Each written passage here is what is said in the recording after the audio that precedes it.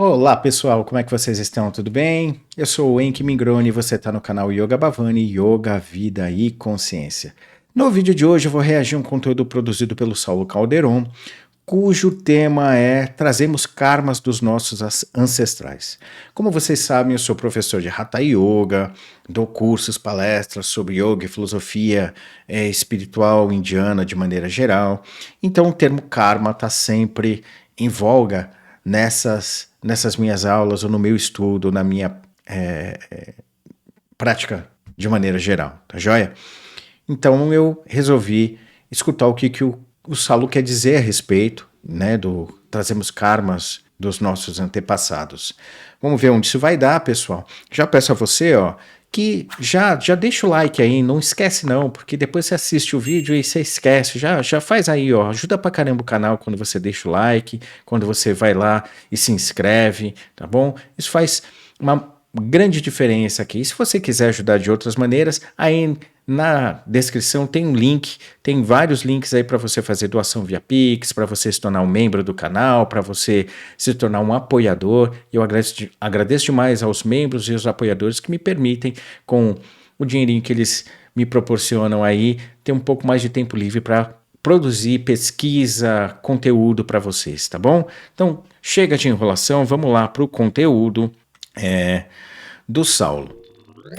Mas repare, eu quero que você me diga, você, e o que eu vou falar aqui é puro, puro, puro e simples, a simples verdade. Era por volta das 2 horas da manhã, a Carita tá aqui de prova. Quando do nada eu resolvi fazer pesquisa sobre ancestral. Do nada. Até aí tudo bem, né? Passava da meia-noite, do dia 6 de agosto de 2024. Você sabe que dia é hoje? O dia que faz 5 anos que a minha mãe desencarnou. E eu não sei porquê, em qual cargas d'água, às 2 horas da manhã, quando chegou, me deu uma sensação de família, de ancestral tão incrível que eu comecei a pesquisar. E eu não sabia, só vim saber de manhã cedo, quando eu vi a família comentando que a minha... Eu não sabia conscientemente. Eu não sabia nem o dia direito. Eu achei que era dia 16, eu nem fiquei muito ligado nessas coisas. Não sabia. E eu comecei a pesquisar. Aliás, primeira dica desse vídeo, se você não fez, faça. Vá num site que chama-se Family Search. Busca assim, vou botar aqui para vocês o link. Coloca lá os dados da sua família, familysearch.org. Família busca por família. Coloca os dados da sua família aqui, seus dados, você vai ver que incrível. Eu achei dados, vou mostrar para vocês aqui, da minha família, desde a época antes de Jesus. Para você ter ideia, nem cabe a árvore genealógica aqui. Árvore, vou falar para não falar essa palavra, árvore familiar aqui. Isso aqui é só uma parte que eu não consegui colocar toda aqui. Para você ter ideia, tem rainha, rei da Suécia, rei não sei da onde, rei não sei, rainha não sei de quê. Bora lá, pessoal, olha, apesar de existir esses sites que fazem árvore genealógica, a gente não tem como confiar 100% na acurácia, né, desses dados, tá? Então, quando a gente fala de árvore genealógica, a gente também está falando aí né, de algo que envolveria os genes, tudo bem? E a gente não tem como dizer com certeza que uma pessoa que viveu antes de Cristo tenha uma ligação direta com a gente. Tudo bem? A gente vai fazer um esforço danado para que isso seja verdade. Pode ser só uma vontade nossa. Se a gente quiser, aí a gente consegue. Tudo bem? Então, existem vários sites, tem alguns que a gente até paga para uma pesquisa um pouco mais com maior acuidade, digamos assim, tá? Mas não dá para confiar 100% nisso não, tá? Só fazendo uma pausinha aqui dizendo isso. Aqui é antes de Cristo, ó. AC antes de Cristo. E você vai pegando assim todas as coisas assim, eu fui pegando, fui entrando, falei, nossa, que interessante. Aí você vai, cara, é assustador. E você vai ver a linhagem sua, você vai ver de onde veio, da onde a família Baldotto na Itália, que é quase tudo italiano, inclusive tá pra sair a cidadania italiana de lá também, apesar de Calderon ser uma parte espanhol, não é porque Baldotto não pegou. E que coisa incrível. Isso. Aí eu fiz essa pesquisa e tal, e uma sensação muito forte, assim, não uma nostalgia ruim, não, foi uma coisa espiritual. E eu comecei. Eu também já cheguei a fazer essa pesquisa também, e encontrei, digamos assim, raízes dessa minha família atual em 1602, né? Pelo menos pessoas com o mesmo sobrenome, não necessariamente que são da mesma família, ok? Então, gente, a gente vai encontrar né, esse tipo de informação, e aí a gente vai fazer com ela, com as sensações, com a relação que a gente vai ter com essas informações, a gente vai fazer o que a gente quiser. Você a refletir sobre isso. Cada vez que eu ia vendo uma foto dos parentes, uma foto e parece fotos lá. Algumas pessoas botam fotos, como vocês viram aqui, tem algumas fotos, imagens, ilustrações, tal, aquelas imagens antigas daqueles quadros de que não tinha foto, né? Eles vão botando lá. É uma coisa impressionante. Pois pare com calma, com calma. Uma coisa é precisar de calma, porque é precisar botar dados, aí vai pegar dados da sua avó, da sua bisavó, saber que data nasceu, aí quando você botar, ele vai indicar essa daqui, aí você vai falar, ele vai pegar sua árvore, ele vai montando assim, vai abrindo. Aí você vai ficando assustado. E isso me fez começar a refletir que eu, hoje, baseado nisso aqui, eu tô lá embaixo, eu nem apareço aqui, ainda sobe mais. Eu carrego a história de toda essa linhagem. Você também carrega. Só que não é só DNA que a gente vai falar sobre isso, físico. Tem uma coisa super interessante que acontece na questão do DNA. Comportamento é induzido pelo DNA. Ou seja, se eu tivesse um filho aqui agora, teria a chance de ele ter ou herdado ou ser forçado, também situações kármicas, tudo, a seguir padrões, comportamentos positivos e negativos meus. Não é bem assim, tá, pessoal? Não é bem assim. E outra coisa, também, quando a gente fala, eu carrego a herança de.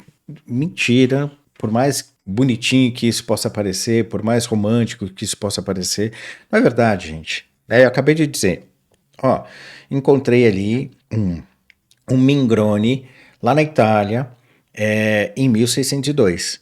Em 1602, eu estava encarnado na Índia. Eu lembro dessa época, tá? Eu estava lá. Quer dizer, eu não tenho nenhuma ligação com esse cara que viveu, né, lá na Itália em 1602. Nem meu DNA, nem o dele estão conectados nesse sentido. Eu posso até ir para um lado mais espiritual e dizer, mas vocês podem ter alguma ligação de alguma outra vida, né? E um estava encarnado no lugar e o outro estava encarnado no outro. Isso é possível? É possível, claro que é. Mas isso não significa que eu estou ligado karmicamente a essa pessoa, ou que eu estou carregando traços kármicos, ou que essa pessoa me influenciou. Não funciona assim, tá, pessoal? Não funciona.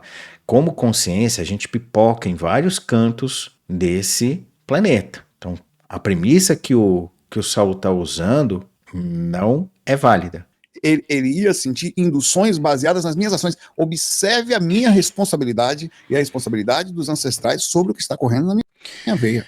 Isso que ele falou sobre as induções genéticas, tal, existe um estudo que está sendo ainda desenvolvido, não é ainda algo que é conclusivo, mas que aponta para isso. Mas que não é só as influências dos hábitos que eu tenho que vão ser de uma certa forma transmitida, é também a maneira como eu me relaciono com o ambiente, tá? E isso não é nada absurdo, não é nada fantástico. Isso é algo que agora está sendo mais estruturado pela nossa ciência, porque, veja bem, de uma forma bem simplista ou simplória aqui, porque eu também não sou bioquímico ou geneticista ou qualquer outra coisa desse tipo, né? Sou só um curioso, pessoal. Se você pega determinadas, sei lá, mariposas que vivem perto de lugares que são fonte de muita poluição, muito provavelmente em algumas gerações aquelas borboletas vão utilizar essa coisa da fuligem ou da poluição como uma forma de melhorar a sua camuflagem para não ser comido por um passarinho, por exemplo, tá? Então, assim, não é que ela deliberadamente pensou que, preciso melhorar a minha camuflagem. Não, ela estava num ambiente e o ambiente influenciou essa mudança. Então, isso também ocorre com os seres humanos. Isso também ocorre. A maneira, só chutando aqui, é só hipótese mesmo. Então, hoje, a maneira como a gente fica o tempo inteiro olhando para o celular, né, com o pescoço mais abaixado, isso pode acarretar, ao longo de um bom tempo, uma predisposição para que a gente já venha com o pescoço numa determinada angulação para que facilite a nossa observação por um celular. Tá? Só estou chutando aqui, de verdade é bem hipótese mesmo, é só um exemplo bem exagerado que eu estou dando. Então, isso que ele falou ocorre no meu comportamento influenciar na forma como o meu DNA está registrando a minha experiência, e que isso, obviamente, vai ser passado adiante se eu tiver um filho, é algo que ocorre. É algo que ocorre, mas isso não significa que karmicamente eu vou estar atrapalhando o meu filho, a minha filha. Por quê? Porque se eu estou tendo determinados tipos de comportamentos, é porque eu estou vivendo num contexto em que esses comportamentos são mais naturais e que muito provavelmente o meu filho, a minha filha, que não vai nascer daqui 10 gerações, vai nascer, né, ainda dentro desse contexto que eu estou inserido, ele vai usufruir de alguma. Ele vai ser, digamos assim, não digo usufruir, mas ele vai receber pressões do contexto, vai se relacionar com o contexto de uma maneira semelhante a que eu me relacionei, tá? As dinâmicas sociais podem mudar, o senso de moral, de ética, a cultura pode mudar, mas a maneira como a gente vai se relacionar não vai ser muito diferente, tudo bem? Então não é desse jeito muito fantástico como o Saulo está colocando. Não é uma questão de, putz, olha só a minha responsabilidade, olha o que eu estou passando adiante. Calma, não é assim. E o que está correndo na sua. E ainda mais a fundo, observe que, muito provavelmente, e aí a hipótese, isso não termina no físico. Por esses seres terem entrado no corpo, já vindo do lado de lá, trazendo uma cópia de quem era, misturando com as cópias dos pais, sendo induzido depois durante a vida as cópias dos pais e transmitindo isso aos seus filhos, de eles estarem conectados a gente numa força que a gente não entende também no astral. Nós podemos sentir todas as forças dos seres que passaram por aqui, e mais interessante ainda, que estamos todos conectados pelo jeito que a gente não consegue. Se eu sigo, dizem que... Peraí, ele tá bem confuso a fala dele, tá bem confuso, não sei se ele não conseguiu articular, vou até voltar aqui, porque foi meio que uma salada aqui, peraí. Pode ser só uma dificuldade minha mesmo. Termina no físico. Por esses seres terem entrado no corpo, já vindo do lado de lá, trazendo uma cópia de quem era, misturando com as cópias dos pais, sendo induzido depois durante a vida as cópias dos pais e transmitindo isso aos seus filhos, de eles estarem conectados a gente numa força que a gente não entende também no astral. Continuo achando confuso, mas vamos lá. Deixa eu tentar pegar alguma coisa do que ele colocou aqui. Se eu venho de uma encarnação, estou lá no astral, eu vou ter a influência disso que eu chamo de meu campo, né? Os espiritualistas vão chamar de maneira geral de aura. No meu campo áurico vão estar as impressões não só dessa encarnação passada que eu tive, que eu acabei de desencarnar, digamos assim, mas também vai ter o registro de todas as outras encarnações que eu já possuí. A minha aura é como se fosse um registro de tudo aquilo que eu já compreendi, que eu já realizei como sabedoria, mas também é um registro de tudo aquilo que eu tenho lacuna ou necessidade de compreender, tá? Tudo isso está ali na aura. Então, a aura é o que nos impele para uma possível nova encarnação, ou é o que também nos dá uma sensação de tranquilidade ou de, digamos assim, não necessidade de encarnar, tá? Falando de maneira bem simplista aqui, não é um curso, é só para a gente entender. Então, quando eu desencarno, eu vou entrar em contato com esse conteúdo áurico de uma certa forma mais direta do que aquele contato que eu tenho quando eu estou encarnado. Quando eu estou encarnado, os ruídos emocionais das minhas relações, a forma como eu construo a realidade, os paradigmas, o ambiente, a estrutura socioeconômica, tudo isso gera uma espécie de ruído que dificulta a minha percepção do que eu já tenho construído como sabedoria e daquilo que eu sinto ser uma necessidade de aprendizado. Eu vou ter a possibilidade de confundir o que é sabedoria com o que é carência, e nisso a gente acaba vivendo aqui, tá? As práticas espirituais seriam, do ponto de vista lá dos antigos yogis, né, seriam uma ferramenta para que a gente consiga diminuir esses ruídos e consiga ter acesso ao que a gente já possui de sabedoria, e dessa maneira também gravar com um pouco mais de precisão as sabedorias que a gente vai construindo nessa própria encarnação, e também a gente vai ter acesso com um pouco mais de clareza àquilo que a gente tem como uma sensação proeminente de necessidade de experimentação, as ditas carências, né? E não tem como aprofundar isso agora.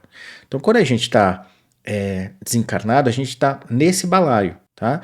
Então, os impulsos das relações que eu tive com o meu pai, com a minha mãe, com a minha família anterior, não necessariamente vão ter um impacto para direcionar a minha próxima reencarnação. Mas a maneira, ou para ser mais correto aqui, o que eu compreendi ou não dessas relações, o que eu fiz ou não dessas relações, isso pode ter impacto. E isso não tem a ver com o processo kármico que eu estou trazendo deles. Tem a ver com a minha capacidade de construir ou não sabedoria. Tudo bem? Tá? Então, assim, não é que as relações que eu tive lá vão se somar como uma pressão kármica para eu desenvolver nessa vida. Não necessariamente, não é uma regra isso aí, tá? E se for uma pressão kármica, essa pressão kármica é oriunda da forma como eu interagi com aquelas relações. Não necessariamente tem a ver com os outros, com meu pai, com meu irmão, com a minha mãe. Tem muito mais a ver comigo, com a minha maneira de me relacionar com essa experiência, tá? Não necessariamente com os outros. Nós podemos sentir todas as forças dos seres que passaram por aqui, e mais interessante ainda, que estamos todos conectados pelo jeito que a gente não consegue. Estamos todos conectados por um jeito que a gente não consegue. Eu confesso que eu não entendi essa frase. Eu sigo. Dizem que a genética, hoje a genética, ela pega 5 gerações, mais ou menos, cada subida dessa aqui, mas só que antigamente eram 2. Aí subiu para 5, estão estudando subir para 10. De que você está correlacionado a 10 linhagens diferentes, direto e diretamente, numa proporção, obviamente, que vai diminuindo, mas de uma forma ou de outra, isso vai acontecer. Digamos. Tá. Beleza, que a genética faça isso, tá? Nós não temos material genético de 10 gerações atrás para a gente aferir uma ligação concreta de nós com alguém, tá? A gente consegue fazer esse vasculhar, a gente consegue. Mas quando a gente for lá para a 10ª geração para trás, a gente vai encontrar um grupo. A gente pode determinar que, olha, esse tipo de DNA ou essa história genética, ela estava aqui, ó, nessa região planetária, tá? Que é mais ou menos assim que hoje, por exemplo, o pessoal tem refutado a ideia de uma invasão ariana. Primeiro porque nunca existiu um povo ariano, tá? Mas mesmo assim o pessoal foi fazer estudos genéticos e através desses estudos genéticos conseguiram observar que não há indícios de uma invasão de um povo antigo na Índia para falar, da base para qualquer hipótese de uma invasão de um povo ariano. E o que eles descobriram é exatamente o oposto, que há indícios de que material genético das pessoas que vivem lá na Índia se dispersaram, foram para fora da Índia. Então, é isso que as pesquisas genéticas mostram. Mas eles não vão dizer, olha, o Joãozinho lá era um ancestral de um indiano lá do... Não é isso, tá? Quando se fala de 10 gerações, é nesse sentido, ó, a gente consegue fazer um mapeamento e perceber essa herança genética numa determinada população, numa determinada região. Isso é possível, mas não dá para a gente afirmar com certeza que a pessoa, sei lá, de 10 gerações atrás está ligada comigo. Não tem como a gente ter essa precisão, tá, pessoal? Mas que isso, claro, eu acho que tem sempre uma pequena proporção de todos os seres. Muito provavelmente eu fui outro desses seres aqui da linhagem. Porque dentro do grupo Karma, vocês também, nós provavelmente... Gente, não tem nada a ver isso que ele falou, tá? Grupo Karma. Um grupo Karma não significa que a gente vai estar experimentando a realidade material concreta, ou seja, que a gente vai estar encarnando nos mesmos lugares e às vezes assim, o Joãozinho encarnou e eu fiquei, agora eu vou encarnar e o Joãozinho vai ficar. Não é assim que normalmente funciona. O Joãozinho, se ele ficou do lado de lá enquanto você estava encarnado, ele tem as paradas dele para fazer. E de repente, o Joãozinho cria umas paradas malucas lá, em termos de necessidade, quando ele está lá no plano astral, e ele é atraído por um contexto planetário que não tem nada a ver geograficamente onde a gente está.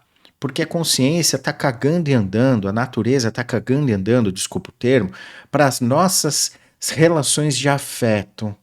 O que a consciência ou a natureza está realmente se importando é aonde vai ser mais eficiente o nosso, entre aspas, aprendizado. Aonde a escola vai gerar maior possibilidade de eu eclodir sabedoria, de eu resolver carência. Se de repente é lá no Japão, é lá no Japão.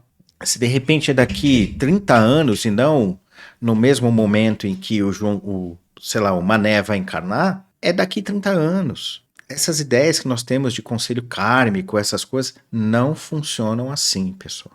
A natureza, né, ou seja, a consciência que permeia tudo e todos, não precisa de conselho kármico, tá? Já se encarnando no mesmo grupo OK, mas uma dessas figurinhas aqui pode ser você também em outra vida. Dá uma olhadinha, nós vamos falar sobre algumas coisas bem interessantes. E tem um princípio não só de indução de DNA, indução magnética também. E tem, se você é capaz de trazer a presença do centro ancestral na sua frente, trazer ele aqui, você, nesse exato momento, você carrega metade do seu pai e metade da sua mãe, metade de cada célula sua é de cada um, cromossomos. Claro que também tem você no meio. Mas se você tem metade dos seus pais, que cada um deles tem metade dos pais deles e aí vai embora, há uma coisa estranhamente conectada na gente, que induz a gente, positivo e negativamente, que a gente não tem controle. Isso aí vem por uma questão forte, induzida, é impossível de sair. Um comportamento. Não é assim, pessoal. Esse tipo de raciocínio faz sentido dentro da lógica e para trazer coerência àquilo que ele está colocando. Tá? Então, mas a premissa que ele está usando não é real. Tá? Que está com a gente, uma sensação que está com a gente.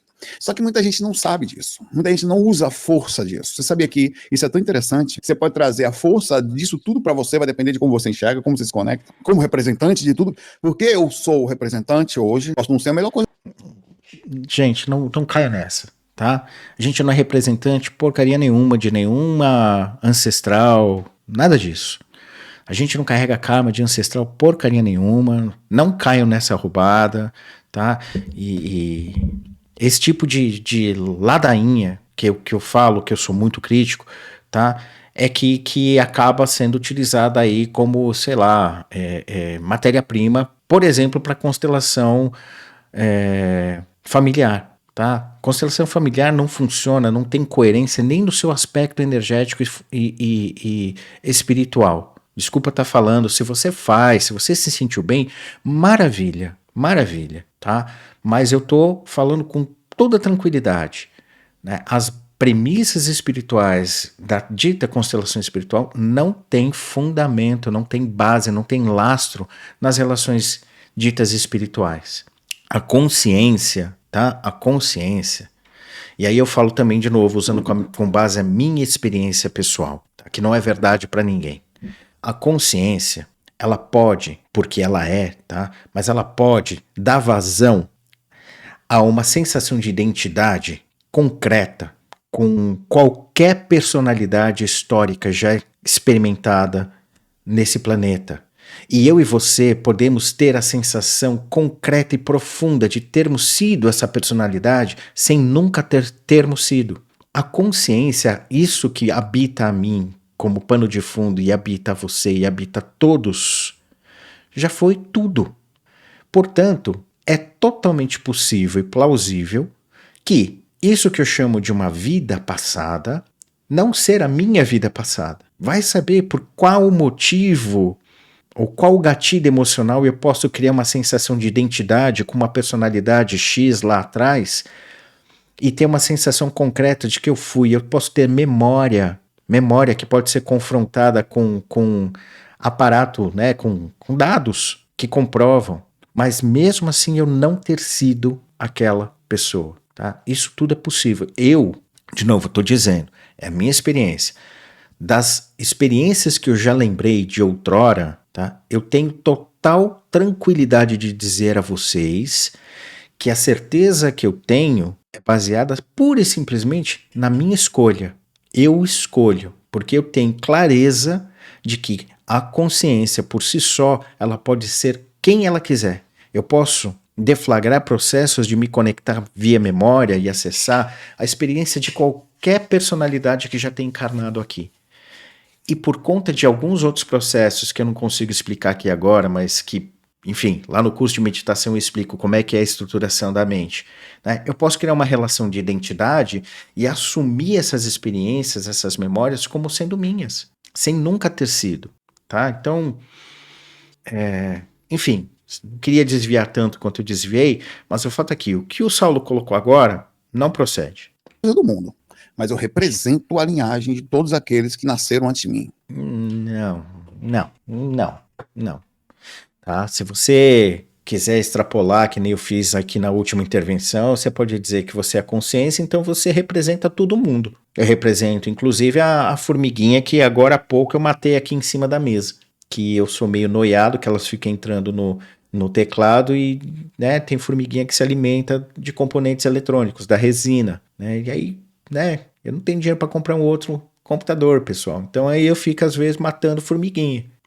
Eu podia simplesmente usar né, essa percepção de que, olha, se eu sou a consciência, se eu sou o todo, eu tenho responsabilidade sobre tudo. Simples, eu podia simplificar dessa maneira, tá? Mas, para que a gente entenda assim, olha, esse foco consciencial chamado Enki, o seu, chamado João, Maria, José, Paula, o nome que você tiver, esse foco, tá, não necessariamente carrega a memória ou a responsabilidade. Você não é representante de porcaria nenhuma lá atrás, tá? Não caiam nessa. Não é só uma questão de sangue, não. É uma questão ética e kármica também. Não tem nada a ver com isso, tá? O ethos ou a ética, ela também é uma coisa que se modifica com o tempo, tá? Não tem nada a ver, nada. Não tem nada de kármico nisso.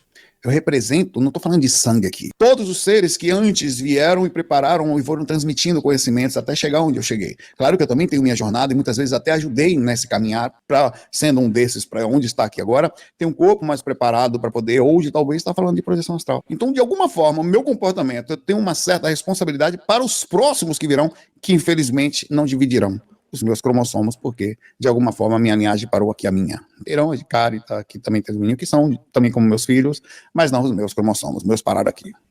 O que acontece? A natureza percebeu coisa ruim, não deve ir adiante. Para por aí. Não copia que os filhos vão começar a falar Zé Cozinho, moda forma. Eu sei que ele tá no modo piadista agora, mas, gente, tá... Não é assim. Focazinho, Zé do Brejo, Tonhão para dar de mesa, não vai dar certo. E outros tantos tem a última bolacha do biscoito, lá vai. Não minta não. Não minta não, meu filho, falando pra mim. Não ia dar bom. Aí a natureza na evolução falou, para! Mas isso são assuntos que nós vamos falar. Você sabia que seu tataravô, aliás, eu vi o meu tataravô, uma foto dele, andou por aqui, na Itália. Andou nesse mundo, teve sonhos, acertos, erros, viveu, transmitindo, obviamente, o que ele achava ser somente ele, é muito interessante. Você pensa que você é só você. Você é representante encarnado do seu grupo karma, do seu grupo de evolução. Tá bom, pessoal, eu sei que existe uma vertente espiritualista que fala, olha, temos um grupo karma, temos um grupo... Mas não funciona assim, gente. Tá, ó, eu vou dar um exemplo aqui, de novo, é pessoal, mas vamos lá. Eu conheço uma pessoa que acho que muitos de vocês conhecem, é o Wagner Borges. Eu conheço ele, a consciência dele, há milênios.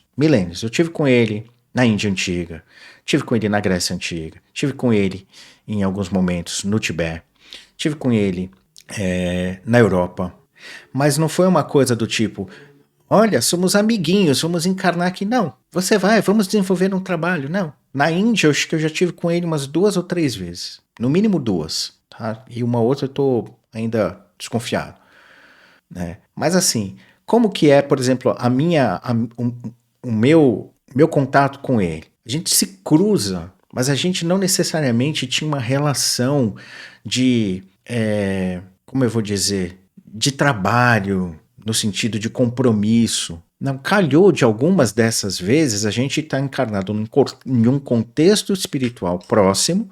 Por quê? Porque aquilo que ele tem de, digamos assim, jeitão, as buscas que ele tem são semelhantes às buscas que eu faço. são semelhantes, a gente gosta mais ou menos das mesmas coisas, então é natural que de vez em quando você, vamos supor, tá? Você gosta de livro. É natural que de vez em quando você encontre um amigo seu numa livraria, se esse seu amigo também gostar de livro. Eventualmente vocês vão se cruzar, porque tem interesses em comum. Mas isso não significa que, por exemplo, o Wagner é o meu grupo karma, ou que eu sou o grupo karma dele. Esse tipo de coisa simplesmente é circunstancial, tá? Então, eu sei que às vezes eu pareço um chato que vou desconstruindo, né, as estruturas aí. E eu não quero dizer que eu sou representante da verdade absoluta. Eu só estou trazendo a vocês alguns contrapontos baseados na minha experimentação. Ela não é a verdade absoluta, é o que eu tenho experimentado. E o que eu tenho experimentado, até o momento, mostra que não existe essa coisa de grupo karma. Tá? Agora, você pode se afinizar com algumas pessoas ao longo da sua vida. E você pode, mesmo não tendo contato diário com essas pessoas, às vezes você fica, sei lá, anos sem falar com essas pessoas, mas você internamente tem uma sensação de conexão com aquelas pessoas. Pô, sei lá, meus amigos da escola, tá? Você pode nem falar mais com aquelas pessoas, mas internamente você tem aquela sensação de conexão. Isso não significa que você está ligado energética ou karmicamente àquelas pessoas. Significa só que vocês estiveram circunstancialmente juntos, tiveram algumas experiências que foram legais, que no geral você tem uma noção, sei lá, nostálgica, positiva, ou pode ser negativa, mas isso não significa que a gente tem uma ligação kármica com aquele grupo. Isso pode ocorrer, inclusive, dentro do meio familiar. Não necessariamente a gente está encarnado num grupo ou numa família de pessoas que tiveram alguma ligação conosco. A gente pode estar num grupo de pessoas que se reconhecem por conta de modelos emocionais. Eu posso representar emocionalmente um aspecto, um modelo de determinadas coisas que satisfaça, sei lá, uma sensação de necessidade de uma irmã, de um tio, da minha mãe, mas eu nunca ter estado com aquela pessoa, tá? Mas eu não quero entrar muito a fundo aqui não, né? Vamos lá escutar o Sal. E a parte ancestral carrega isso tudo em você. Às vezes a gente não tem nem ideia de quão nós somos conectados a uma... Inclusive, você pode muitas vezes numa meditação, no trabalho, até no trabalho de cura, de movimentação, trazer essa força para você, onde você consegue transferir mais força do que... Inclusive, muita gente que sente isso, às vezes eu falo, às vezes eu ando como se minha mãe estivesse aqui comigo. E eu sou muito mais forte quando eu faço isso. Porque, de fato, tá. Metade dela tá aqui, eu sou representante dela aqui na Terra, como sou do meu pai também. E então a gente também é representante de todos os lactobacilos que estão dentro do nosso intestino, de todas as bactérias, de todos os micro-organismos que populam a nossa pele, né? De todos os micro-organismos que morrem quando eu puxo o ar, né? Sabe? Não dá pra gente ir para esse caminho, ok? A lembrança da figura materna, paterna ou de quem quer outra pessoa nos traz uma sensação de fortalecimento por conta das relações que a gente cria com essas memórias. A gente projeta valores, a gente projeta significado, tá? E são essas significações e esses valores que vão criar em nós uma sensação de realidade. A isso no yoga a gente vem chamando há milênios de falso eu, porque o eu real usa a realidade para fazer a leitura da realidade. Ele não vai ficar entrando nesse mecanismo de significação, de projeção de algum tipo de valor, para construir uma sensação, uma perspectiva de realidade que nos dê uma sensação também de maior centramento. Tá? Essa sensação de centramento que vem muitas vezes quando a gente tem esses acessos e lembra de João, Maria, ou do Shiva ou do Ganesha, que a gente está falando que é uma conexão espiritual, muitas vezes são só, a maioria das vezes, tá, pessoal, são só estruturações que nós vamos criando através das nossas relações, onde a gente cria uma sensação de fortalecimento interno, onde a gente tem uma sensação de se identificar, a gente vai criando um mecanismo para se sentir existentes. No entanto, a existência concreta e real, ela não passa por esses processos imaginativos, por essas projeções. A existência concreta e real simplesmente é, mas a gente ainda não está entre aspas, sabendo disso. Então é natural que a gente comece a criar todos esses mecanismos, essas estruturações, para sentir-se existente, para se sentir, entre aspas, validado. Tá? E o que a nossa experiência prática nos mostra, com base nessa nossa tendência de criar essas identificações aí? Que basta uma pressão mais forte do contexto sobre essa estrutura que eu estou chamando de eu, que a gente, entre aspas, que a gente peida. É só apertar um pouquinho que isso que a gente está chamando de centramento, de conexão, se esvai. Por quê? Porque eu e vocês, nós utilizamos isso que os yogis chamam de falso eu, a gente vai utilizando significações, a gente vai utilizando a construção de modelos, de símbolos, paradigmas, a gente vai construindo uma realidade que é falseada, ela é insubstancial. Tá? Por mais que eu e vocês nós tenhamos a sensação de que ela é concreta, que ela é real. Então, da mesma maneira como eu disse a vocês que eu posso criar uma sensação de concretude e realidade com base na lembrança de qualquer personalidade que não tenha sido a minha, tá? Eu e você, a gente faz isso constantemente no nosso dia a dia. A gente chama de algumas coisas de legais, outras coisas de não legais. Por quê? Certas coisas nos trazem uma sensação de rearranjo, de centramento, outras coisas vão nos trazer a sensação de fragilidade. Tá? Faz parte desse processo que a gente ainda está aprendendo, que se chama de autopercepção. O que é? Quem é dentro de mim eu mesmo? O que é real dentro de mim? O que é achismo? O que é crença? O que é cultura? O que é todas essas paradas que são pressões externas? O eu real, aquilo que realmente sou, tá? Não é lastreado em processos imaginativos, em processos que a gente vai ressignificando e, sei lá, fazendo aproximações. Tá? Mas isso é uma outra parada, já estou falando demais aqui, né? Não, de uma certa maneira, eu falo disso no curso de meditação também. Bora lá escutar o Saulo.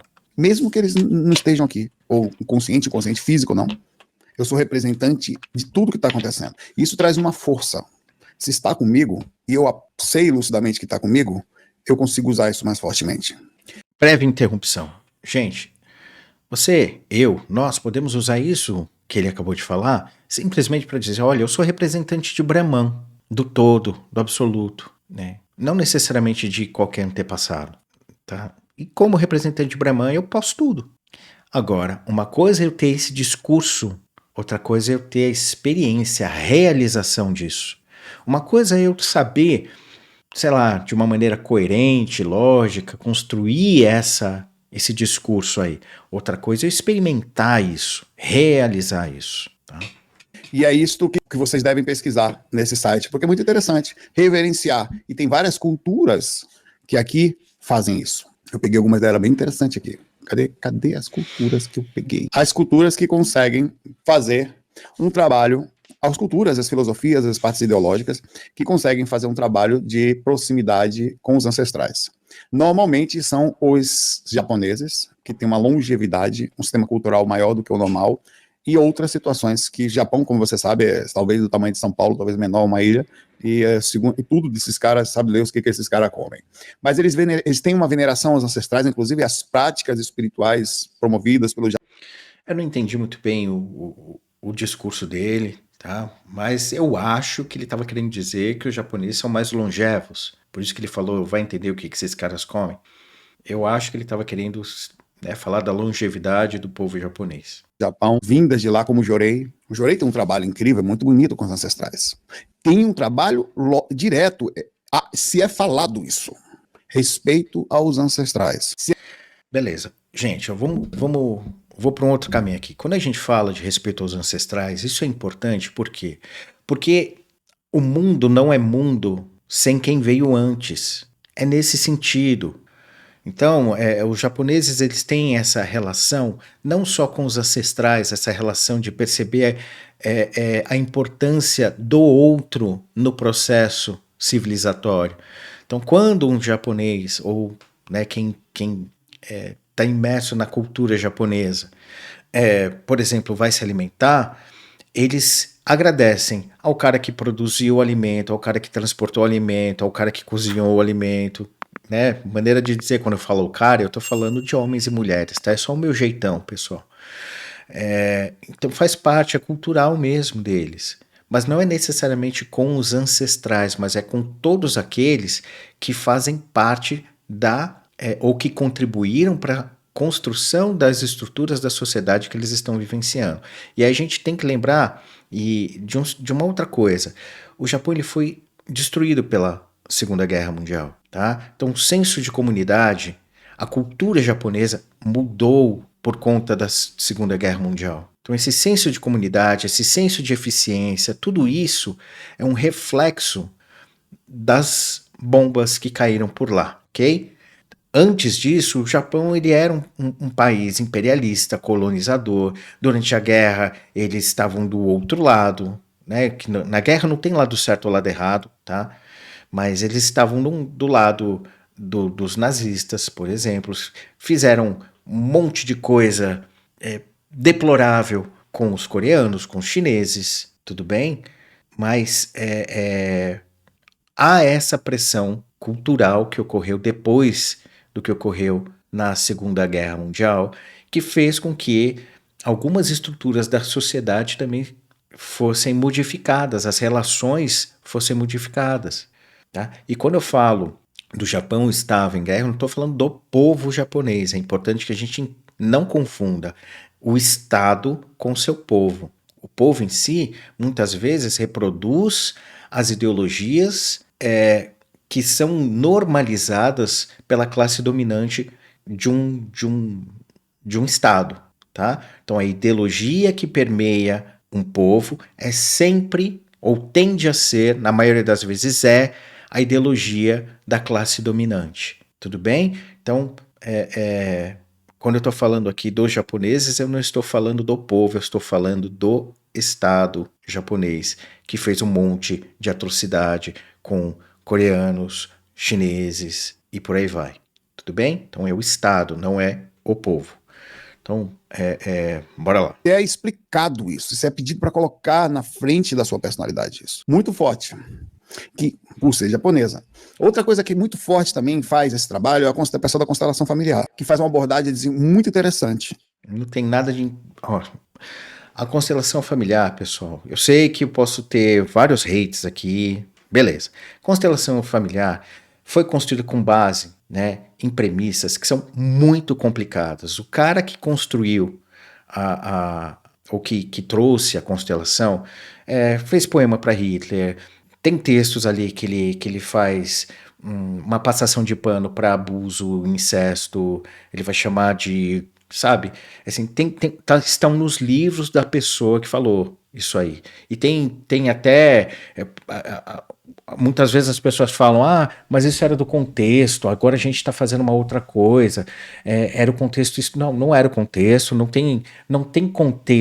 tem contexto que faça a gente passar pano para incesto, para normalização de incesto, para uns absurdos que tem na fundamentação do que o proponente da tal constelação fez. Tá? Tem vídeos recentes dele aí, recentes que eu quero dizer assim, do século XXI, onde ele fala absurdos, tá? Ele fala absurdos.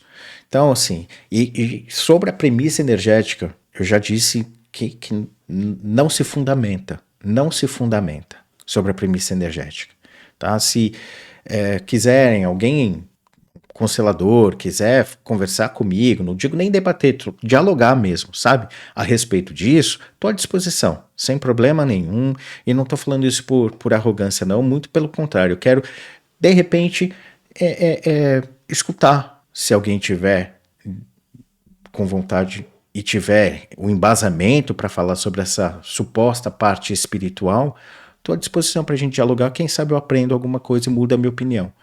Tá? Mas até o momento o que eu vejo é um monte de coisas nada a ver. Ocorre até processos mais mediúnicos, que não tem nada a ver com o núcleo familiar daquela pessoa que supostamente está ali, do que o que se diz que ocorre ali. Tá? a contraparte extrafísica de uma parada de constelação é bem diferente daquilo que as pessoas acham que está acontecendo. Mas, de novo, se você fez, se você se sentiu bem, fez sentido para você, tá tudo certo. Se você é constelador e isso de alguma maneira te traz uma sensação de retidão na sua jornada, tá tudo certo. Eu tô falando com base na minha experiência, no saber que eu tenho de como funcionam essas partes extrafísicas, tá? Então, eu tô dizendo que não tem nem lastro espiritual para que esse negócio funcione, tá? Mas beleza, bora lá. Sobre a energia que está no nosso campo, assim, dos nossos antepassados.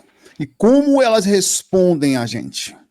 Como elas direcionam a nossa vida. E de fato isso acontece. De fato isso acontece. Alegria, eles se abraçam, tiram foto com o morto. É um negócio assim, com o corpo, né? Diferente da nossa cultura. Ah, não morreu, não tem isso lá. Não morreu, bebê.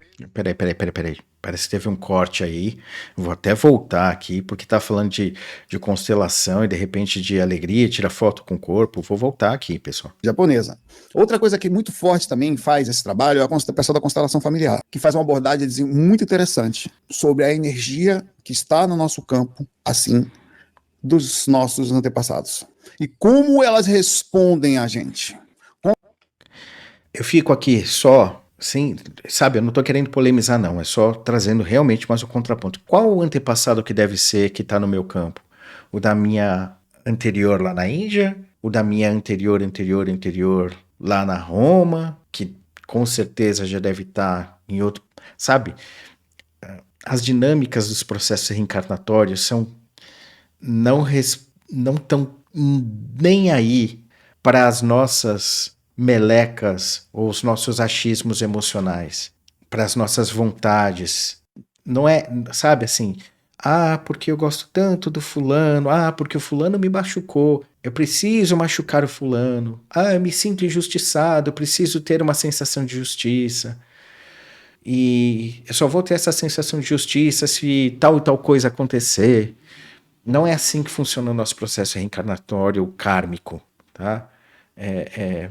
Mas enfim, não é um vídeo para falar sobre isso. Mas aqui, ó, o Saulo estava falando de constelação, né? E Como vamos elas ver. direcionam a nossa vida. E de fato isso acontece. De fato isso acontece. Alegria, eles se abraçam, Lá, teve um corte, ele começou a alegria, eles se abraçam, tiram foto com o morto. tiram foto com o morto. É um negócio assim, com o corpo, né? Diferente da nossa cultura. Ah, não morreu, não tem isso lá. Não morreu, bebê, mano. Tá todo mundo feliz. Chama, ah, morreu aqui, ó. Vai, todo... Existe um país asiático, que agora me foge a precisão do nome, que de verdade eles tiram foto com o morto, eles dão cigarro, né? E não é assim um morto recente, não, tá? Fica até com uma sensação de mumificação muitas vezes, tá? Isso faz parte de uma cultura de um desses países do sudeste asiático. todo mundo fala, que massa! Cultura, olha que cultura, velho. Guatemala, ninguém diz nada. A Polinésia também tem um trabalho Pode ser Guatemala também, eu não sei.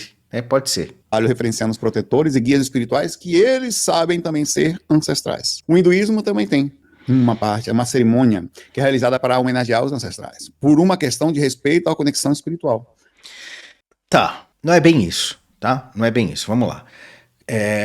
Dentro da mitologia lá, da religiosidade hindu, que é diferente daquilo que o yoga é, daquilo que a Vedanta é, daquilo que o Tantra é, tá? Isso são caminhos espirituais. O hinduísmo é um caminho religioso sustentado pelos ensinamentos dos Vedas. Então ele pega os ensinamentos dos Vedas, que tem ali traços do yoga, que tem ali coisas da Vedanta, né, do próprio Tantra, e usa isso de uma maneira mais religiosa e até muitas vezes institucionalizada, tá? Então dentro dessa vertente mais religiosa, os hindus dizem que é muito importante você morrer numa cidade chamada Varanasi, tá? Tem outras cidades também que são aonde confluem os ditos rios sagrados, tá? O Yamuna, Varanasi, é o Ganges, é um, o Yamuna é outro. Então, quando as pessoas estão para morrer, já estão idosas, ou estão moribundas, digamos assim, eles vão para essas cidades. Então, eu já tive a oportunidade de ir para Varanasi, fisicamente nessa encarnação, e é uma cidade que você vai ver muita gente doente, que você vai ver pessoas vivendo de condições muito precárias mesmo, porque é uma escolha cultural, eles querem morrer ali, porque se diz que se morrer lá, você já vai direto pro céu. Só que na prática não é isso que acontece, né? Na prática a pessoa muitas vezes desencarna e fica por ali. Fica por ali. Por N motivos. Por N motivos. Que não dá para eu explicar agora aqui. Mas uma das coisas que eu eventualmente faço é me projetar nessa região de Varanasi, né, extrafisicamente, e ajudar, não necessariamente na passagem dessas pessoas que estão por ali, que morreram lá, né, assim, não é fazer uma transição entre planos, mas é quase que um trabalho de proteção a essas consciências, evitando que outras consciências, que a gente chamaria aqui de obsessores e tal, atuassem sobre esses recém-desencarnados ou esses já desencarnados há um bom tempo, para drenagem de energia emocional, digamos assim, dos seus fluxos emocionais. Então, quando uma pessoa desencarna lá, é culturalmente dito que é interessante você, pelo menos uma vez por ano, ir lá para Varanasi e fazer uma oferenda, fazer um ritual védico lá, em homenagem a esse que já se foi, tá? Para que se cuide dessa consciência que desencarnou, tá? Isso é cultural, tá? É cultural. Então, na prática, não é porque a gente está fazendo uma referência ao antepassado, não, é algo do tipo, ó, tô dando aqui essa oferenda para que haja a proteção do meu paizinho, da minha mãe, do meu tio, de quem quer que seja que desencarnou da minha família aqui. Normalmente é com pai e mãe que se faz isso, tá? Ou o irmão, quando o irmão mais velho, sabe? Tem essas questões culturais, tá? Mas não é necessariamente do jeito que o Saulo colocou. A importância de manter um vínculo espiritual aos antepassados também é falado bastante. O budismo, ele também tem uma veneração aos ancestrais, incluindo a realização de cerimônias como o Pinda, oferendas são feitas e um respeito àqueles que passaram por aqui, a todos. No budismo, desculpem, talvez seja no budismo tibetano. Eu posso estar, desculpem, errado aqui, mas talvez seja no budismo tibetano. Eles têm essa coisa, né, muito forte da encarnação. Que muitas vezes fomos nós mesmos no sentido do passado. Deixa eu botar aqui para cá, close it. Mas vamos lá. Identidade e influência dos ancestrais sobre a gente. DNA. Nossa identidade, a gente não entende isso. Você vai começando a estudar DNA, você fica assustado. Ela é moldada pelos nossos ancestrais. Nós, hoje, também trazemos karmas. E tem uma coisa que eu quero falar para vocês. Pensemos. Se, supositoriamente, eu trago para a vida, eu levo, meus filhos recebem metade dos meus cromossomos, quer dizer, da minha informação genética, com algumas alterações, obviamente que vai ter um crossover ali que eles se misturam, mas se eles recebem metade da minha informação genética, vocês concordam comigo que eu transmito para eles tudo ou metade de tudo que me pertence? Bom, eu não concordo, não é? Existe até alguns biólogos que partem aí de uma hipótese, de uma possibilidade de que algumas das nossas emoções são carregadas ou são transmitidas também pelo aspecto genético, tá?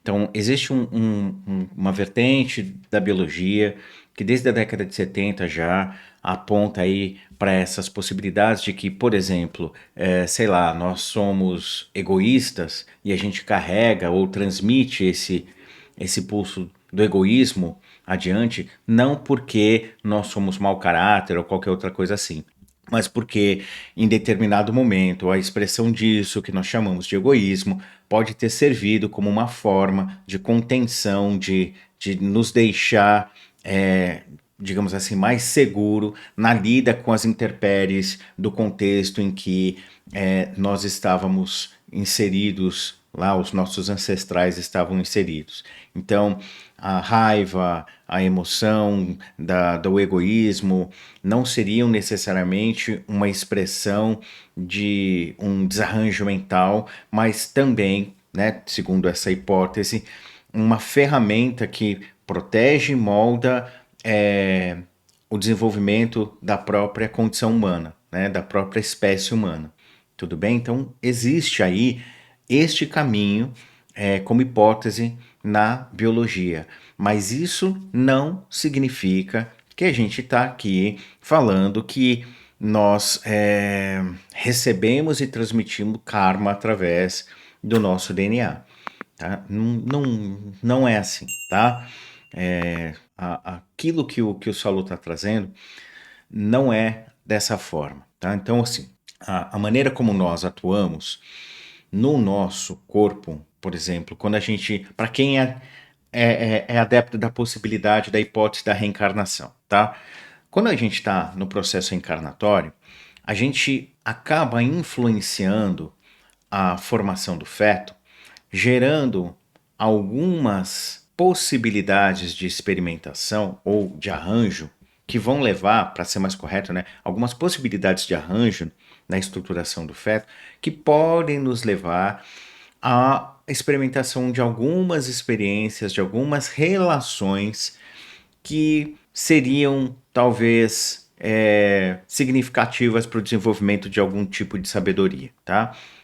Falando de uma outra forma, se eu, por exemplo, tenho, se o fator que está me trazendo de lastro para uma encarnação sei lá, a mágoa que eu senti em uma determinada situação da minha vida, esse lastro emocional que está, digamos assim, servindo de arrasto para uma encarnação, pode gerar na estruturação do duplo daquele feto um monte de impressões que podem favorecer a formação de circunstâncias biológicas que podem servir de gatilho para experimentar algum tipo de relação emocional que seja pertinente àquele caldo que motivou a minha encarnação. Isso pode ocorrer? Pode. É o mais comum? Não, tá? Com muito pé no chão, e assim, a minha experiência pessoal não é verdade para ninguém. Eu já trabalhei durante muito tempo com o processo de ajudar algumas consciências a reencarnar, e o que eu posso, através da minha experiência, é falar o seguinte: o processo da reencarnação, quando você vem para um corpo, ele, não vou dizer que ele é aleatório, mas ele, entre aspas, é caótico. Caótico não no sentido de ser uma bagunça, mas no sentido de que as circunstancialidades vão apresentar infinitas possibilidades. A gente tem o escopo, a limitação das características genéticas do pai e da mãe, mas dentro dessas características ou desses limites que o DNA materno e paterno produzem, existem ali uma gama de possibilidades que podem se desenvolver sem nenhum tipo de regra propriamente dito, é a natureza atuando, tá? Porque o grosso disso que nós chamamos de, digamos assim, evolução espiritual, eu não gosto do termo evolução, tá? Mas o grosso desse processo de desenvolvimento, eu acho melhor, ele ocorre através das interpretações que nós temos das relações que a gente constrói. O corpo, ele é simplesmente um veículo, tá? Ele espiritualmente, ele vai funcionar dessa forma, como um veículo. E esse veículo, né, nós vamos utilizar o aparato sensorial, o aparato neurológico, a gente vai usar todas as estruturas que ele possui para a gente conseguir interpretar essas relações, engendrar essas relações no dia a dia. A estrutura disso que a gente chama de mente, para além dos funcionamentos do cérebro, tá? Isso aí já entra num outro patamar, é isso que vai fazer com que a gente tenha uma sensação de desenvolvimento, ou uma sensação de estarmos enroscados, tudo bem? Mas não é o foco agora da minha pausa fazer uma explanação profunda sobre isso, né? Vamos escutar um pouco mais aqui ao Saulo. Vocês concordam comigo que se eu tenho um karma, uma determinada, olhe que profundo isso, dificuldade. Eu encarno num determinado corpo e o corpo físico é moldado no seu DNA para responder à minha consciência, dentro das limitações impostas pelos antepassados. Tá. Como eu disse, isso não é tão profundo, propriamente dito, tá? Mas vamos lá. Primeiro, o que é um karma? O karma, né, do jeito que ele foi proposto, da maneira como o conceito foi desenvolvido lá na Índia, porque o karma não é um conceito espírita, isso vem lá da Índia antiga. A origem desse conceito, a proposta original era que o karma era toda a forma de ação que a gente faz, que a gente engendra de maneira não lúcida ou reativa. Por exemplo, agora vocês estão engendrando uma ação, porque vocês estão se relacionando com a minha voz, com o conteúdo, vocês estão propagando determinadas variações emocionais. Existe até uma relação do seu corpo com a temperatura do ambiente. Então, tudo isso está sendo colocado num viés, digamos assim, mais yogi, como sendo ação. E essa ação está ocorrendo, tá, de uma forma não lúcida, reativa. Então, isso é só um exemplo, tá, de como a gente está agindo e a gente nem percebe que está agindo. Extrapola isso para as questões do seu cotidiano. Quando você está dentro de um ônibus, a forma como você olha para as pessoas, as impressões que você tem, muitas dessas relações que a gente vai tendo, a gente não tem noção que nós estamos tendo. Né? Os estados emocionais, as conclusões mentais, os filtros que vão fazendo, entre aspas, com que a nossa lente mental enxergue a realidade desse ou daquele jeito. Tudo isso tem esse componente mais reativo ou não lúcido atuando para formar boa parte do escopo disso que eu chamo de realidade. Então, para os antigos, karma é isso. E falando de uma maneira mais simplista e direta, são todas as ações que a gente engendra de maneira não lúcida. Por eu não estar lúcido, completamente lúcido, de que eu estou agindo, eu também não estou ou não serei lúcido completamente das causas, das repercussões dessas minhas, ou melhor, das repercussões dessas minhas ações, não das causas, né?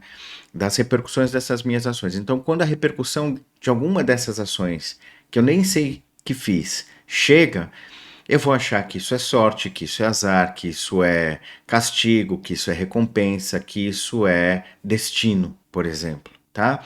Então, essa forma mais rudimentar, mais primitiva de interagir com as nossas ações é o que o pessoal antigamente chamava de karma, tá?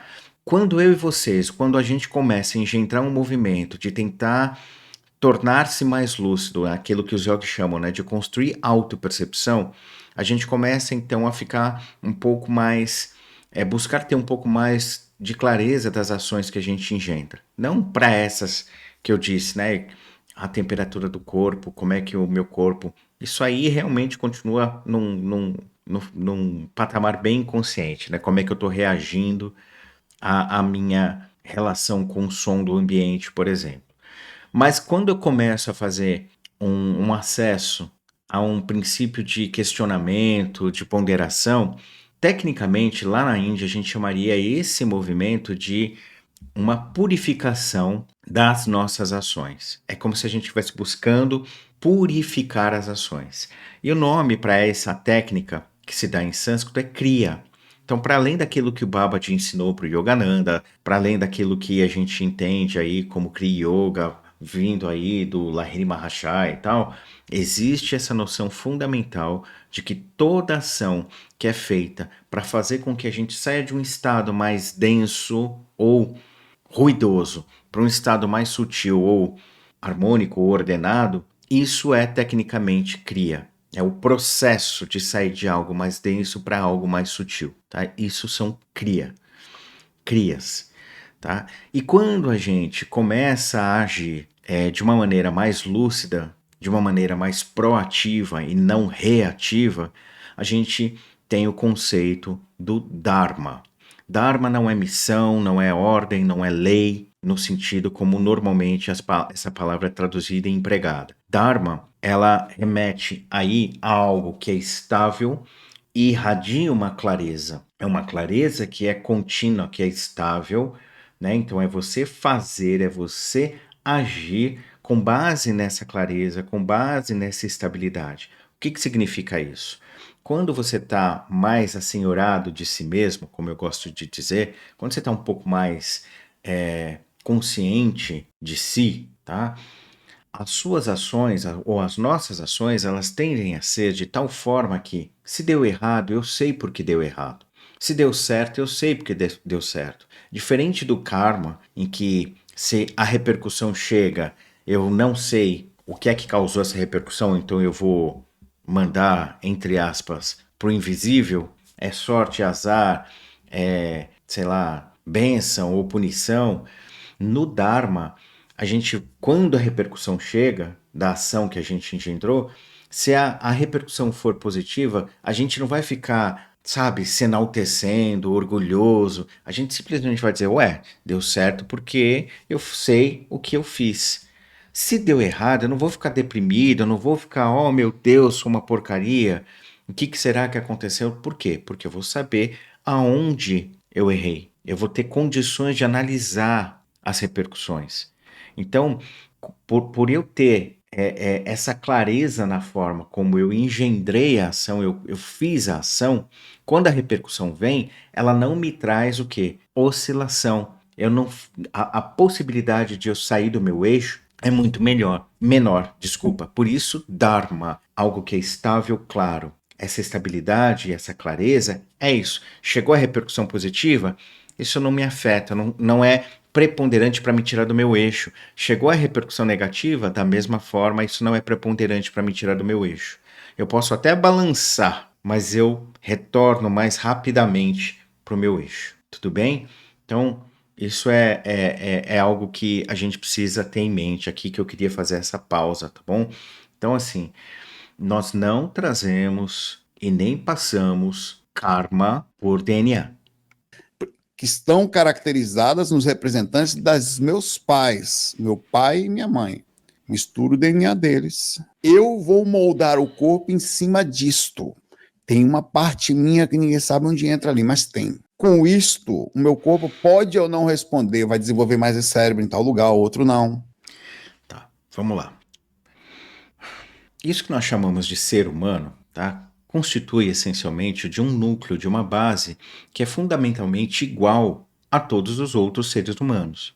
É claro que a gente vai ter, né, como o próprio Saulo falou, alguns corpos podem ter, sei lá, uma maior propensão ao desenvolvimento disso ou daquilo. Sei lá, algumas pessoas, por exemplo, são mais flexíveis do que outras, isso é uma característica genética, tá? Então, às vezes você fica lá, entre aspas, se matando para se alongar, para colocar a testa no joelho, e pode ser que você nunca chegue nisso por uma questão genética, simples assim. Tá? E tem pessoas que, sem fazer esforço, colocam a testa no joelho, a perna atrás da cabeça. Tá? Isso também é uma característica genética. Tudo bem? Então, assim, o núcleo ou a base do que é ser humano é igual, fundamentalmente igual, em todos os seres. Quando eu me aproximo num processo encarnatório, eu posso, através daquilo que eu carrego como potencial áurico, tá? Como aquilo que existe na minha aura, seja em termos de sabedoria já compreendida ou de sensação de lacuna, vazio ou carência, nesse aspecto aqui, uma carência mais emocional, de compreender alguma coisa, isso acaba gerando uma possibilidade de influência sobre o feto que vai se desenvolver, tá? Agora, essa influência ela vai estar muito mais moldando as relações do duplo com o próprio corpo espiritual do que necessariamente do corpo espiritual com o físico. A gente tem um acesso ao duplo, tá? Parte dessa repercussão ou dessa indução, vamos colocar assim, da minha aura, pode atuar no físico, Pode, tá? Mas o grosso acaba se dando na estruturação da conversa entre o duplo e a aura, tá? Então, de uma outra maneira, quanto mais sábio eu for, maior a possibilidade dessa minha atuação sobre o feto gerar menor ruído na conversa entre a aura e o veículo corporal, tá? Entre entre aspas, o corpo espiritual que vai estar ali conectado àquele corpo físico, tá? Então, quanto menor sabedoria, maior a projeção de ruídos nessa conversa entre o corpo físico e o corpo espiritual. Essa conversa é o quanto que eu vou conseguir acessar, seja daquilo que eu tenho chamado de carência, lacuna ou necessidade, ou das sabedorias que eu já desenvolvi. Quanto mais ordenado eu estiver, quanto mais assenhorado de mim mesmo eu for, mais fluida vai ser essa conversa. Potencialmente mais fluida, tá? Não é uma verdade que ela será, tá? Não é uma afirmação categórica. Potencialmente nós teremos mais facilidade dessa conversa. Então, a gente vai ter uma forma de atuar sobre o aparato físico que otimiza todo o aparato corporal. Então, quanto mais lúcido eu estiver de mim mesmo como consciência, melhor vai ser o acesso à minha memória, melhor vai ser o acesso aos sentidos corporais, tá? E o uso a isso vai depender também do contexto, da maneira como eu vou criando a personalidade que está encarnada. Então, tem pessoas que são muito sensíveis, que conseguem ter uma percepção da realidade que os cerca, mas que encarnaram de uma certa forma no contexto em que esse potencial não é ajustado, não é colocado em um processo de ordenação, então ela pode se atrapalhar no meio desse processo, ela pode deturpar um monte de coisa, tá? Isso pode ocorrer, tudo bem? Eu não tenho tempo para ficar falando sobre isso, mas, por exemplo, nos Yoga Sutras do Patanjali, o Patanjali ele fala de uma maneira, ainda que abreviada ou resumida, sobre os tipos de consciências que reencarnam com potencial espiritual. Então ele fala de um tipo de yoga que eles chamam de Videha, que é aquele que tem menos ruído. Eles falam que tem um chamado Praktilaya, que é aquele que, entre aspas, que precisa de gatilhos do contexto para fazer com que a sua conexão pegue no tranco, e tem as pessoas que são, entre aspas, normal, né, o convencional, que não tem ainda a facilidade de gatilhos externos, nem tampouco consegue acessar de uma maneira direta o seu conteúdo. Precisa ralar, né, se desenvolver, colocar-se em prática de uma maneira regrada, digamos assim, né? Ou que eu posso dizer, regrada talvez não seja a melhor palavra, mas disciplinada para conquistar um pouco mais de acesso aos seus próprios conteúdos mais profundos. Tudo bem? Então, assim, fora isso, tá? Isso aqui que eu vou falar, eu já vi, aconteceu. Durante muito tempo eu trabalhei nos processos que envolvem a reencarnação de consciências lá no plano astral, tá? Mesmo eu encarnado aqui durante muito tempo, eu trabalhei nessa encarnação auxiliando consciências a encarnar. Então, o que eu posso dizer, que eu já vi, é que se você manjar dos paranauês, se você, obviamente, tem sabedoria, tem conhecimento das técnicas, você, tá, pode deliberadamente movimentar alguns campos de energia na formação ali do feto para aumentar, por exemplo, que eu já vi, né, que eu sei que foi feito, para aumentar a memória, porque aquela pessoa que estava encarnando ia trabalhar com divulgação de conteúdo espiritual, ia trabalhar dando aulas, tá. Então aquela pessoa tinha mais maturidade e conseguiu lá fazer um acesso ao campo energético e ampliou o potencial de memória do cérebro que estava em formação, tá? Então não foi karma dos pais, nem nada, foi simplesmente uma ação deliberada, tudo bem? Eu poderia ainda ampliar muito mais isso aqui, mas bora lá. Porque eu estudei muito para ter um lado mais criativo desenvolvido. Eu estudei muito para ter um lado mais lógico desenvolvido. Isso vai estar com. Ou aprontei muito para ter um karma físico desenvolvido, onde pode ou não haver um processo de mutação transmitida geneticamente. Não é bem assim, tá, pessoal? De novo, tá? Sem me alongar de verdade agora, o karma, ele é um elemento utilizado nas tradições espirituais indianas, num primeiro momento, para servir de baliza, para servir digamos assim, muleta ou de disciplinador para algumas consciências que estão buscando o assenhoramento de si mesmo, para quem está iniciando a sua jornada espiritual. Num determinado momento, se abandona a ideia do karma. A gente sabe que o karma não é nada disso que se fala. Mas num primeiro momento, a gente precisa de algumas referências que nos dê ali uma sensação de segurança para que a gente atue de uma maneira mais assertiva. Tá? Uma outra maneira, quando a criança está aprendendo a andar, tá? Ela se segura, ela vai precisar se segurar nos objetos, ela vai utilizando, às vezes, né, um andador, mas ela vai ali tateando, segurando, às vezes ela volta a andar engatinhando, às vezes ela tenta dar 1 ou 2 passos e cai de bunda no chão, tá? Então, mantidas devidas proporções aí, o karma vai servir como esse momento em que a gente está aí tentando aprender a andar. Então eu preciso de alguns elementos que vão me servir como muleta mesmo. Tá? O karma, do ponto de vista mais profundo da jornada espiritual, ele não existe, tá? E eu sei que isso é meio impactante, não dá para eu desenvolver isso agora, quem sabe num outro momento.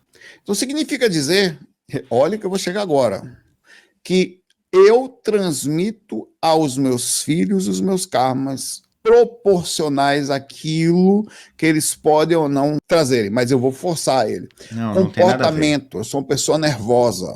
O meu DNA veio talvez de distante, mas ele sofre um processo de alteração mínimo antes de eu nascer isso. E eu sou responsável por aquilo que eu sinto e por aquilo que os outros abaixo um pouco, partindo do princípio que eles serão influenciados por aquilo que eu consegui transmitir dentro do que estava dentro de mim. Tá, vamos lá. Como eu já disse, tem um ramo da biologia que desde a década de 70 vem ter a possibilidade de uma transmissão, entre aspas, genética de determinados estados emocionais, né? Existe isso, mas isso não significa que a gente vai estar falando de moral, que a gente está falando de ética que está sendo transmitido. Não é processo kármico. Tá? Nós não transferimos karma para ninguém. Tá? O seu enrosco é seu, tá? Ou aquilo que você acha que é enrosco é seu. Tudo bem? Como eu disse, em determinado momento a gente vai ter consciência plena de que o karma não existe. Tá? O karma não existe. Mas não dá para eu desenvolver isso agora. Claro, veja o tamanho da responsabilidade do grupo karma em cima de cada um. Olha o tamanho da situação. Faça. Não tem grupo karma, pessoal. Por mais que seja uma nomenclatura conhecida entre os espiritualistas, e a gente pode até observar em algumas formações no astral algo que se assemelha, na prática, isso não existe. Não existe grupo karma. Quando eu e você, quando a gente, por exemplo, se aproxima de alguma situação que a gente chamaria de karma, a gente faz essa aproximação por conta de modelos emocionais. São estruturas, a gente é atraído por estruturas, tá? Então pode acontecer de um determinado grupo de pessoas fazerem algumas leituras emocionais semelhantes e serem atraídas para possibilidades de experimentações semelhantes. Isso não significa que essas pessoas estão ligadas umas às outras, porque, sei lá, são um grupo karma, tá?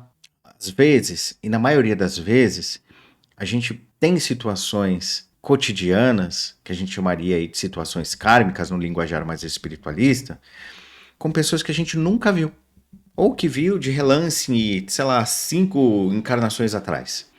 Tudo bem? Então, não é desse jeito, tá? Isso que o o Saulo está trazendo como hipótese é só isso, uma hipótese, não é uma verdade. E outra coisa, faça conectado. Cara, quando eu fiz aquilo, eu estava muito conectado de madrugada a alguma coisa que eu não sei o que é. E foi minha mãe. Eu senti espiritualmente que alguma coisa estava diferente. E era o dia da desencarne da minha mãe. Tá? Então faça isso no momento que você vai sentar, você vai, porque é um negócio que vai chamar tanta sua atenção que você vai ficar ali muito tempo. Então, senta, se prepara. E se não faz na hora de dormir, que você vai ficar até de madrugada acordado. É um negócio interessantíssimo. Vendo a sua árvore. Falei a você, olha o tamanho da árvore familiar meu. Isso aqui é uma parte que eu não consegui pegar todo. Tá aqui aberto. Ó. Se eu boto aqui, vocês se assustam. Não dá para botar aqui que vocês vão ver o nome de pai, de mãe, de avó, de rei. Cara, vai lá. É um negócio que vai antes de Cristo. Eu consigo ver familiar lá antes de Cristo. Como eu falei, vai subindo aqui, ó. Olha esse cara aqui. King Marconi III. Ele nasceu 51 a.C. até não sei aonde. Aí vai embora, aqui é 2, tal. Falecida 3, no ano 3, depois de Cristo. Aí você vai pegando aqui, esse aqui, ó, é a rainha da Suécia. Desculpa, por isso que eu sempre me senti meio... Alguma coisa tinha em mim da nobreza, moléstia à parte, quero me gambar.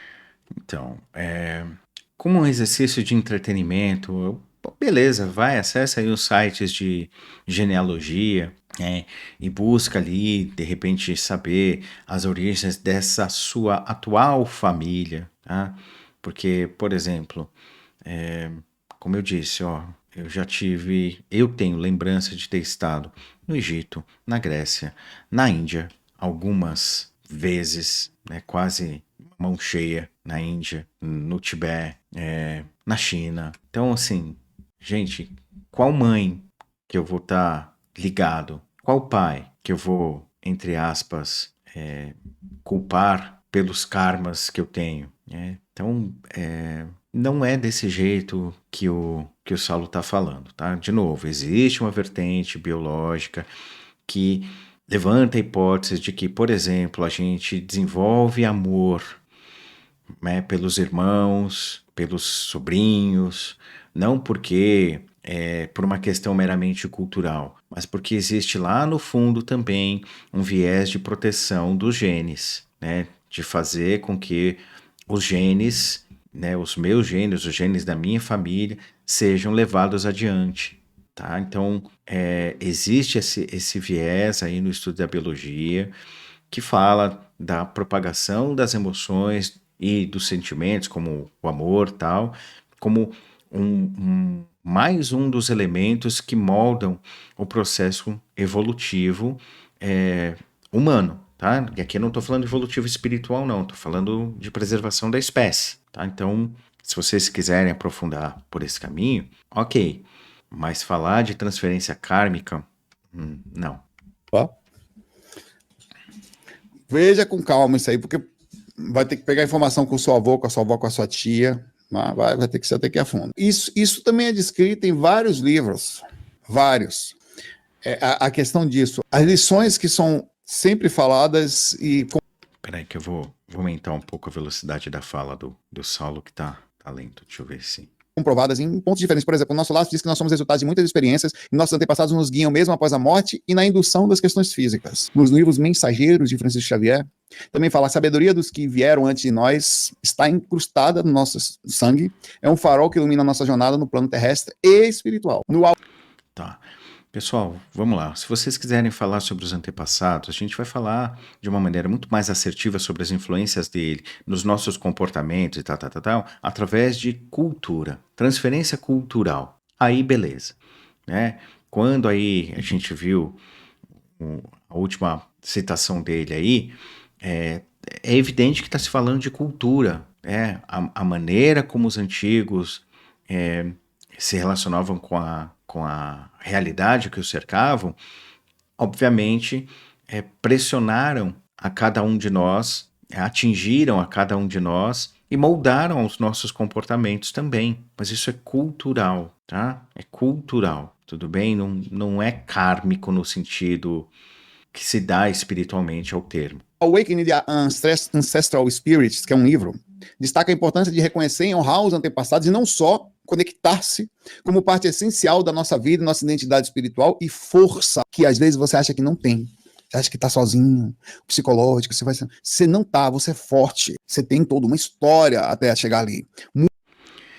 Mas até aí você pode fazer isso independente de ter ligação sanguínea. Você pode, por exemplo, sei lá, como eu sugiro para os meus alunos, ó, agradece aí a todas as pessoas que ao longo da história se esforçaram, ralaram para manter a chama da espiritualidade, independente da linguagem, a chama da espiritualidade sadia, viva. Se não tivesse pessoas que tivessem se esforçado para manter isso que a gente chama de espiritualidade sadia, viva, né? Seja qual for a denominação, sei lá, budista ou yogi ou o que for, até animismo, não importa. Se não fosse o esforço dessas pessoas, talvez hoje a gente não teria condições de falar das coisas como a gente fala. Tá? Então eu não preciso falar com relação, né, aos ancestrais, eu não preciso ter esse viés. E eu vou mais ainda, mais longe, para assim, sei lá, como eu disse, a gente pipoca pelo planeta, tá? Ah, mas será? Tá, vamos colocar que você não pipoca pelo planeta. Vamos supor que você só reencarnou no Brasil. Você já deve ter reencarnado no Nordeste, no Sudeste, no Norte. Você já pode ter sido um, um pertencente a algum povo originário, sabe? E aí? A diversidade cultural, a forma de enxergar o mundo, né, as noções éticas. Se você, por exemplo, encarnou em algum momento como pertencente a um povo originário, as noções éticas, a ideia moral que a gente tem é completamente diversa, que esses caras tinham, né? É completamente diversa da que a gente tem hoje. Coisas que da nossa visãozinha estreita agora, a gente pode estar falando que é karma, né? Dentro de uma cultura lá atrás pode ter sido completamente ok, tranquilo, não tem nada de karma, nesse sentido de, olha, eu estou transferindo um karma. De repente não é nada. Sabe? O que é virtude hoje para uma outra população, em um outro contexto, pode ter sido algo que não era visto como virtude. O que é ético para uma cultura pode ser uma ofensa para outra. A moral muda com o tempo, tá? Com as expressões do ambiente. Então, essa coisa aí de falar dos ancestrais transmitindo karma, isso não procede. Tá? Isso não procede. Não caio nessa. Muitos vieram antes para que você hoje estiver, pode não ser melhor, mas para você estar aqui hoje. Você representa e vai ser representado por tantos outros. Levanta, porque eles vão depender, os que vão nascer, de você. Você vai levar o sangue nas veias dele, dos próximos que vão encarnar. Serão induzidos. E você está conectado a todos os seres que estão no astral. E não só no sentido desprendido, mas no sentido prendido também. Amanhã vai ser você de novo aqui. Em outro livro também, que é o Healing, que é cura para a genética espiritual, ligado aos ancestrais, é um livro em inglês, de Januar Roulet e Janti Dev, os autores, exploram como compreender nosso lugar na árvore genealógica, nos traços ancestrais e como isso influencia a nossa vida. Ele discute a importância de reconhecer isso e o potencial, inclusive, sobre é tão forte que a energia da cura pode vir por aí. A de destruição também, que nós temos um monte, mas no geral, é muita força que foi feita, é uma história que está contida, e é uma energia verdadeira, ela não é, isso existe. Ela não é só um estado psicológico que você olha e fala, nossa, ela é uma força que corre em você fisicamente. É bonito, a gente pode até ver coerência, mas não é assim que funciona, tá? Não é assim que funciona, porque aí a gente parte do pressuposto de que, sei lá, o ancestral X, ele tá, de uma certa maneira, imaculado, né? De repente a pessoa foi complicadíssima, tinha ali por fora Bera Viola, por dentro Pão Bolorento, né? E aí você, vamos honrar, você vai honrar de repente um antepassado seu que foi, sei lá, senhor de engenho que escravizou um monte de gente e torturou um monte de gente. Vocês entendem? Né? Tem discernimento, discernimento, discernimento. Ter respeito, né, pelo empenho que as gerações passadas tiveram no desenvolvimento disso que nós chamamos de humanidade, tá? É uma coisa. Entrar em questões de honra é outra parada. Espiritualmente, a honra nem é algo tão importante. Pode ser polêmico o que eu vou falar aqui, tá?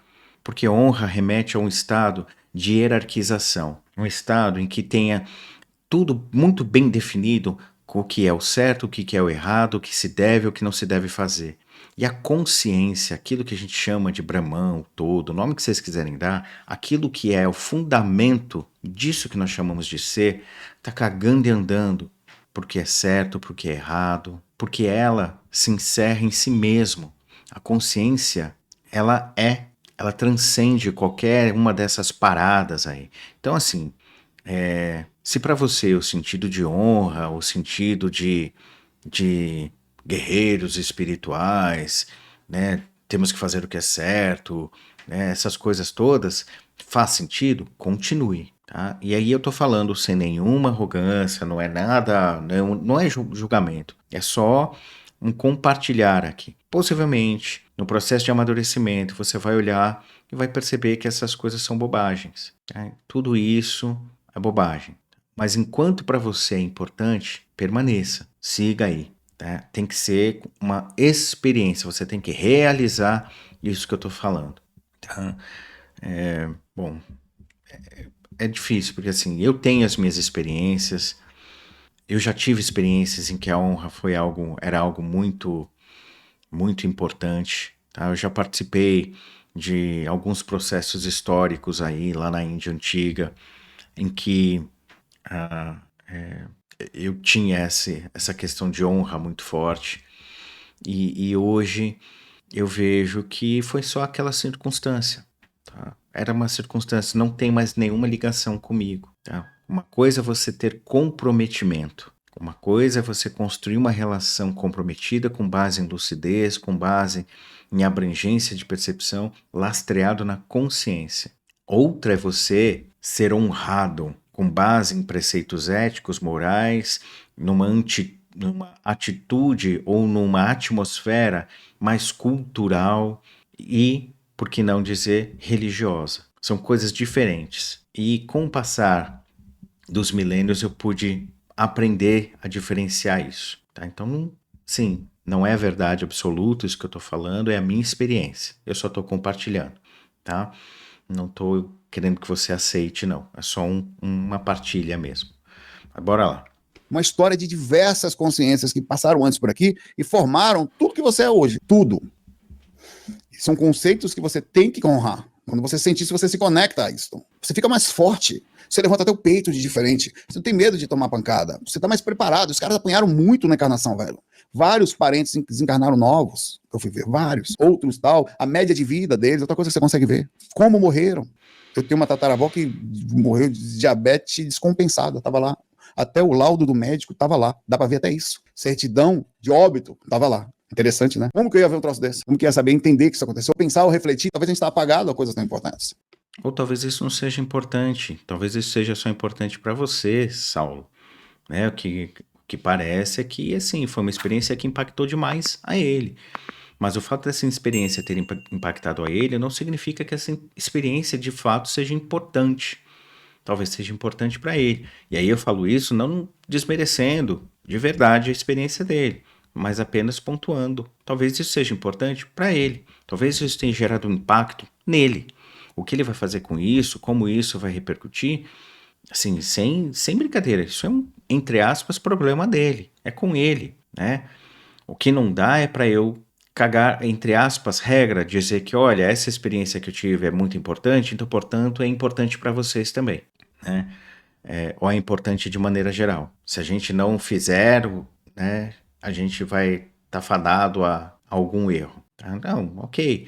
Quer fazer uma relação de respeito ou honra aos antepassados? Fique livre, tranquilo.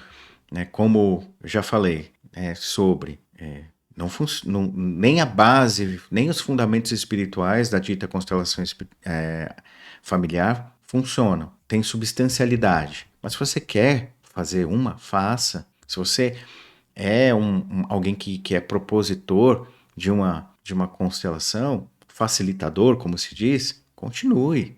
Tudo bem. Cada um vai construir lucidez através das realizações. Então, realize. Não acredite em mim ou não fique chateado com as minhas críticas. Apenas construa a sua própria experiência.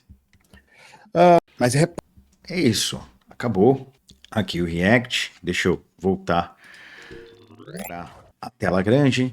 Então esse foi o React, esse foi o vídeo de hoje. Então eu já peço a você aqui, já deixa o like, se inscreva, tá? Ativa as notificações, comenta aqui o que você achou do que foi compartilhado.